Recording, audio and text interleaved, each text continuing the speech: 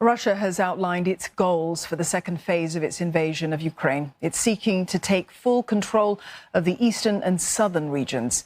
The announcement came a day after Moscow claimed success in Mariupol. That's where Ukrainian forces continue to stand their ground. Some 100,000 civilians are believed to be still stuck in the besieged city. Now, Ukrainian officials say that there is no way out for today. Live to Ukraine and Latvia in just a moment, but first, a look at what's happening on the ground. The devastated city of Mariupol continues to resist Russian control. A few thousand Ukrainian soldiers are still clinging to their last redoubt at the Azovstal steel plant, where thousands more civilians are also believed to have taken refuge. But there will be no evacuations today due to the dangerous situation on the roads. Some 70 people, mostly women, were lucky enough to escape yesterday to neighboring Zaporizhia. Their bus journey, which used to take 3 hours in peacetime, took 24 hours. Они бомблят самолетами с первого дня. Они уничтожают полностью все. Они стирают, просто стирают. И все, всем навязывают мысль, что Азов наш, ну, типа они там... Там страшное творилось, там не расскажешь просто так. Там кацапы убивают людей ни за что. Если мир не примет меры, Запорожье ожидает то же самое. Что-то надо предпринимать. И немедленно. Heavy shelling continues in the east. UK military intelligence have identified 5 more areas that Moscow forces are targeting, all in the Donbas region. Russia has vowed to take full control of the eastern Donbas region and the south in order to force a land corridor with annexed Crimea. Philip Crowther joins us live now from Lviv. Philip, give us some clarity on this if you can. Russia's defense ministry denies preventing civilians from leaving Mariupol. So what exactly is happening in the port city?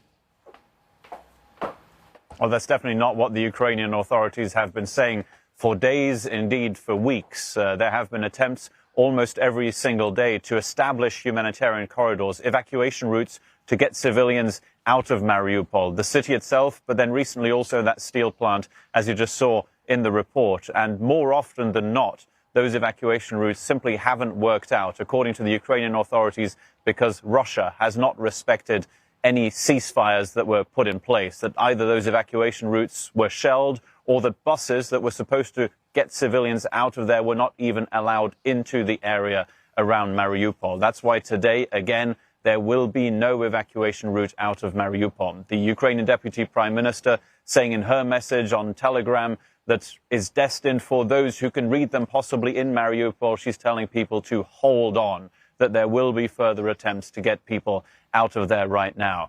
Now, the only good news about Russia saying essentially in its words that it has liberated Mariupol, of course, there'll be very few people in Mariupol who will have wanted to be liberated in the first place, and certainly not in this way. The good news is maybe that at least the bombing campaign and the non-stop shelling of Mariupol might now stop, with there believed to be over 100,000 people still in the city. Now, that's Mariupol itself, but then when you look at the steel plant, well, that is a place that is now being besieged by Russian forces, and there doesn't seem to be a way out for those believed to be around 2,000, maybe 2,500 soldiers who are holed up there, and around 1,000 civilians also there, according to the Ukrainian authorities.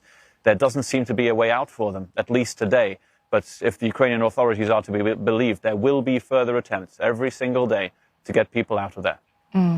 There may well be more desperate days ahead for Mariupol. But meantime, Philip, the United Nations has sounded the alarm on what they say is growing evidence of war crimes in Ukraine. How dire is the situation on the ground? Well, there are discoveries every day, aren't there? But some of them cannot be seen in person. Now, what we heard from the UN comes from the UN Commissioner for Human Rights, Michelle Bachelet. She has analyzed her people on the ground. Monitors on the ground have analyzed what they've seen, most notably in the outskirts of Kiev, where Russian troops were pushed back around 2 weeks ago now, and where many atrocities were found. That is where the UN appears to believe that there could have been war crimes committed. Of course, all of this has to be investigated, and the International Criminal Court has been on the ground there as well, most notably in Bucha. And we have new numbers from the police of the region in Kiev saying that over 1,000 bodies of civilians have been found in that region alone. This after the departure, the forced departure, of course, of the Russian forces out of there back into Belarus and Russia. In the meantime, there is more distressing footage from Mariupol coming in, and that comes from satellite imagery showing potential mass graves in a village on the outskirts of Mariupol. Local authorities say that there could be more than 200 mass graves there, and that there could have been, or there could be 9,000 dead civilians who at least could be in those mass graves. Of course, it's impossible for us to verify that when the only thing available is satellite imagery. And the problem here is precisely that one, to find out what exactly is going on in Mariupol. It's almost impossible to answer that question, because when you look at what the UN Commissioner for Human Rights has found out in the outskirts of Kiev, that is because Russian soldiers are no longer there.